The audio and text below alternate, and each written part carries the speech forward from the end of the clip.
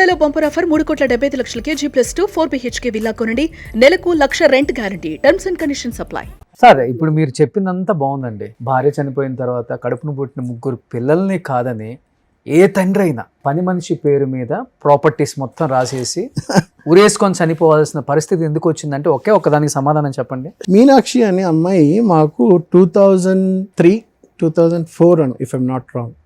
మా అమ్మ పడిపోయినప్పుడు మా ఇంట్లో పనోళ్ళు వచ్చి వెళ్ళారు. అప్పుడు లక్ష్మి అని ఒక ఆవిడ వచ్చింది. తను ఆల్మోస్ట్ 6 years ఉంది. నేను అదే లెక్క పెడుతున్నా. 2007 2006 నుండి 2003 2002 2003 వరకు ఉంది. వెళ్ళిపోయిన తర్వాత ఆ టైంలో తను వచ్చింది మీనాక్షి. చాలా మంది వచ్చేది తర్వాత మీనాక్షి వచ్చింది. అప్పుడు మా అమ్మని చూసుకునేది తను బాగా చూసుకుంటుంది. రాత్రిపూట లేపిన 1 గంట నేను లేస్తాను టక్మని రే అని పిలిస్తే నేను లేస్తాను. లేచినప్పుడు తను మీనాక్షి చూడంటే నేను చూస్తా తను కరెక్ట్గా చూస్తుందా లేదా, నీళ్లు కావాలా, యూరినా, అదే అలా మాతో పాటు 6 years ఉంది. అమ్మతోటి నాన్నతోటి 6 years మాతో పాటు ఉండేది. ఉండిన తర్వాత నేను ఎప్పుడైతే బయటకు వెళ్ళిపోయినా ఇంకా అమ్మ చనిపోయిన తర్వాత వరకు ఉంది తను. తర్వాత ఏంటంటే నానేమో లేదురా నేను షూటింగ్స్కి వెళ్తాను, నేను టెన్నిస్కి వెళ్తాను, డైరెక్షన్ అది ఇది, నాకు కొంచెం ప్రైవసీ కావాలరా అని ఆ రోజు మాట అన్నాను. మనకు తెలిసినంత ఇన్ఫర్మేషన్ వరకు ఏంటంటే maybe he wanted to help her to settle down in life. తను కూడా ఏదో ఒక ఇల్లు కావాలని ఏదో అడిగిందని విన్నాము. బట్ మాకైతే ఏం చెప్పలేదు. బట్ ఏ రోజైతే ఆ డెసిషన్ తీసుకున్నారో ఆ అక్క పిలిస్తే పనమ్మాయి కావాలని అంటే తను అప్పుడు పంపిస్తే తను వెళ్ళింది. ఒక 1/2 hour 45 minutes he took the decision. Bond papers బ్యాంక్లో ఉన్నాయి, డబ్బులు ఉంది. Meenakshi do not disturb Meenakshi అని ఏదో రాశారు అక్కడ గోడ మీద. దేవుడిది ఇది ఉంటుంది అక్కడ, దానిపైన రాశారు డు నాట్ డిస్టర్బ్ మీనాక్షి అని చెప్పి ఏదో రాశారు. అంటే మీరు అంతకుముందు ఆమెను కొట్టారనేది ఉంది. ఎందుకు కొడితే ఆవిడ చేతులు ఆవిడ కాళ్ళ పైన పడి దండం పెట్టాను నేను. మా అమ్మని ఇంత బాగా చూసుకున్నందుకు, మా నాన్న ఎంత బాగా చూసుకున్నందుకు. ఆవిడకి ఏదో డబ్బులు ఇవ్వాలంటే ఆ డబ్బులు ఇచ్చి ఆవిడ ఇంటి దగ్గర దింపి కాళ్ళ మీద పడి నేను దండం పెట్టాను. నీ రుణం నేను తీర్చుకోలేను, కొడుకుగా నేను ఎంత చేసుకోవాలనుకున్నానో నా ప్లేస్లో నువ్వు చేసావు, ఐఎమ్ వెరీ వెరీ థ్యాంక్ఫుల్ అని చెప్పి సో వాళ్ళని రాసేసి వంటగదిలో చేసుకున్నారు. వంటగదిలో ఆయన ఎందుకు వంటగది అంటే అక్కడ మంచి స్పేస్, ఆయన మంచి టాల్ కదా, హైట్ కదా, కాబట్టి అక్కడ స్టూల్ వేసుకొని అవన్నీ రాసి పెట్టేసి బాగా ఒక ఇదిలా యూలా ఉంటుంది కదా మన అయన్ది, దానికి తాడేసుకొని చక్కగా ప్లాన్ చేసుకొని ఊరేసుకున్నారు.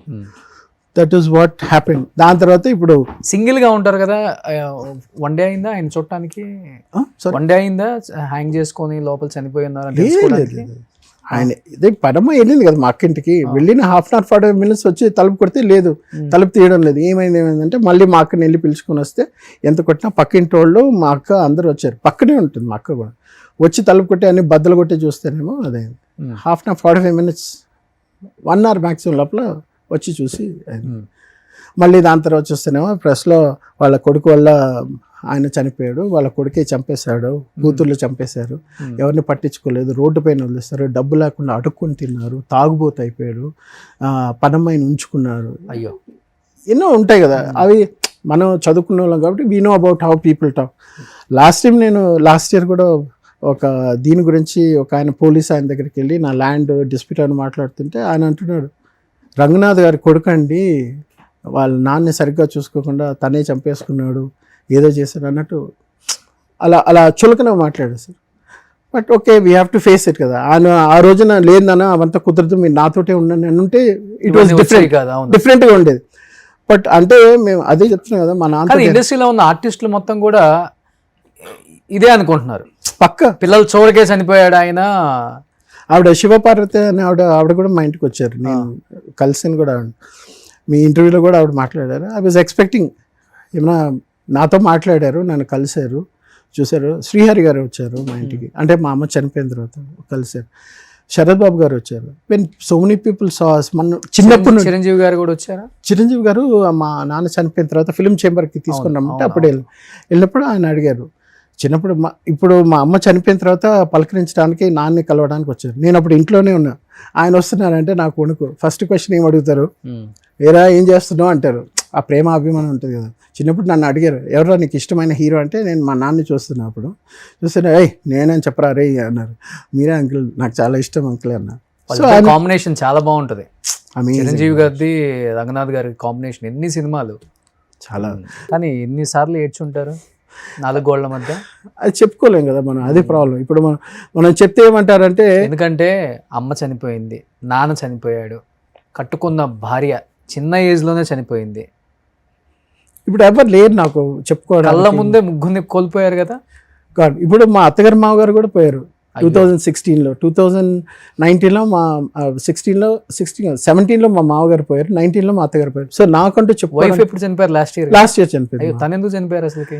అది తను చెప్పే కదా, సైకలాజికల్గా psychiatric patient 8 times 9 times suicide attempt చేసి మా నాన్న వచ్చి చూసి ఏమైందిరా అంటే తెలియదు నాన్న అని చెప్పి, వాళ్ళ సొంత బాబాయ్ ఉన్నారు ప్రసాద్ రావు అని, ఆయన కూడా చిరంజీవి గారికి సైకాట్రిక్ దీనికి కూడా అంటే కౌన్సిలింగ్ కానీ దేనికైనా ఆల్ ఓవర్ వరల్డ్ కూడా ఆయన వెళ్ళేసి వస్తారు. ప్రజారాజ్యం పార్టీ పెట్టినప్పుడు స్ట్రెస్ కూడా ఉండేటప్పుడు చిరంజీవి గారికి కూడా హీ హాస్ డన్. అంటే సూసైడ్ చేసుకోవాలని చేసుకుంటుంటారా ఆమె? వస్తుందా థాట్స్? వస్తుంది. ఆ థాట్స్ ఏంటంటే ప్రతి చిన్న వాటికి బాధపడడం, భయపడడం, బెదిరిపోవడం, ఇంకా అయిపోయింది మన లైఫ్ అయిపోయింది, ఇంకా మనం బ్రతకూడదు అని టాబ్లెట్స్ ఎక్కువ తీసేసుకోవడం, లేకపోతే ఇలాగే చేయడం వల్ల ప్రతిసారి తీసుకుని వెళ్ళడం, హాస్పిటల్లో చేర్చడం, మళ్ళీ తన్ని ఇంకా ఏం చేయలేమంటే మళ్ళీ suicide attempt 8-9 times. 10th time tenth time ఇప్పుడు ఏంటంటే డోస్ కొంచెం ఎక్కువ అయిపోయింది, మళ్ళీ హాస్పిటల్ తీసుకుని వెళ్ళాం. We couldn't save. ఎంత ఏజ్ ఉంటుంది ఆమెకి? తనకు 43-44 అంతే. ఇన్ని కష్టాలు, తండ్రి, తల్లి, భార్య, అత్త, మా ఇంతమంది కోల్పోయి ఒంటరిగా నా కొడుకుతోటి వాళ్ళు నేను బ్రతుకున్నానంటే దానికి మా బాబాయ్ పిన్ని రే నీకేం కాదు రారా చూసుకుంటాను, వాళ్ళు 2 ఫ్రెండ్స్ హరీష్ రవి అని చెప్పి, రవి అయితే పాపం రోజు మాట్లాడుతూ ఉంటాడు, అడుగుతాడు, నేను డల్ అయిపోతా ఏమైందంటే, మా ఇంకోవాడు ఏంటంటే నీకేంట్రా ప్రాబ్లం, ఫైనాన్షియల్ ప్రాబ్లమ్, అది అక్కడ నుండి ఇక్కడికి వచ్చేసావు, కొత్త లైఫ్ స్టార్ట్ చేయకపోతే. సినిమాలు అంటే మీకు తెలుసు కదా, కృష్ణానగర్ కష్టాలే. సో ఛాన్సెస్ కోసం వెతకడం. కలిసారు ఎప్పుడన్నా చిరంజీవి గారిని? మళ్ళీ తర్వాత లాస్ట్ ఇయర్ నేను కలిసాను. ఇది సార్ జరిగింది లేదు, నాకు మాట్లాడడానికి టైం దొరకలేదు. ఆయన చూసే నాకు బాగున్నా అనేసి వెళ్ళిపోయారు ఆయన. నేను మా బాబాయ్ అన్నపూర్ణ స్టూడియోస్లో మన ఇది జరుగుతుంది, విశ్వాంబర షూటింగ్ జరుగుతుంది. ఆయన 14 days తర్వాత ఒంట్లో బాగాలేదని అప్పుడు వచ్చారు. ఆయన వచ్చిన తర్వాత షూటింగ్ జరుగుతుందంటే ఇంకా ఆయన డిస్టర్బ్ చేయకూడదని వదిలేశాను. తర్వాత అప్పుడు అనిల్ రావుపూడి గారు, దిల్ రాజు సంక్రాంతికి వస్తున్నాం అనేది అప్పుడు షూటింగ్ జరుగుతుంది ఒక సెట్లో. నేను వెంకటేష్ గారిని కలవలేదు, అనిల్ రావుపూడి ఎవరిని కలవలేదు, ఓన్లీ ఆయన ఒక్కరి కోసం వచ్చాను నేను అప్పుడు. సరే పెద్ద ఆయన ఫస్ట్ ఆయన చూసిన తర్వాత చెప్పి దాని తర్వాత మిగతా వాళ్ళని కలుగుతాని అంతవరకు వెయిట్ చేశాను. ఇంతవరకు ఇండస్ట్రీలో కూడా ఎవరికి చెప్పలేదు, ఇది చాలా మంది తెలీదు. ఫస్ట్ టైం అట్లీస్ట్ చూసిన వాళ్ళు ప్రతి ఒక్కళ్ళు రంగనాథ్ గారిని ఎంత ప్రేమించారో వాళ్ళ అబ్బాయి నాగు గారిని కూడా అంతే విధంగా ప్రేమించండి. అదే హైటు, అదే వెయిట్, అదే ఫిజిక్, అదే టాలెంట్ ఉంది. మంచి అన్న పాత్రలకి, నాన్న పాత్రలకి. సో ఆయన మీరు తీసుకుంటే నిజంగా ఆయన ఎక్కడున్నా కానీ పైనుంచి చాలా చాలా హ్యాపీగా ఫీల్ అవుతారు కొడుకు సక్సెస్ని చూసి. ప్లీజ్ ఇండస్ట్రీకి నేను రిక్వెస్ట్ చేస్తున్నాను, ప్లీజ్ చెప్పండి. సో అందుకనేసి మొన్న నేను లాస్ట్ ఇయర్ సముద్ర గారు ఛాన్స్ ఇచ్చారు, వెళ్తే ఇస్తానని చెప్పి ఒకే సినిమాలో Part 1 Part 2 pan India cinema Varadaraju Govind అని చెప్పి ఫస్ట్ హాఫ్లో వచ్చేసి నేను ఒక గుండాకి నవీన్ గౌడ్ గారు అని ఉన్నారు, ఆయనకి నేను సెక్రటరీ లాగా.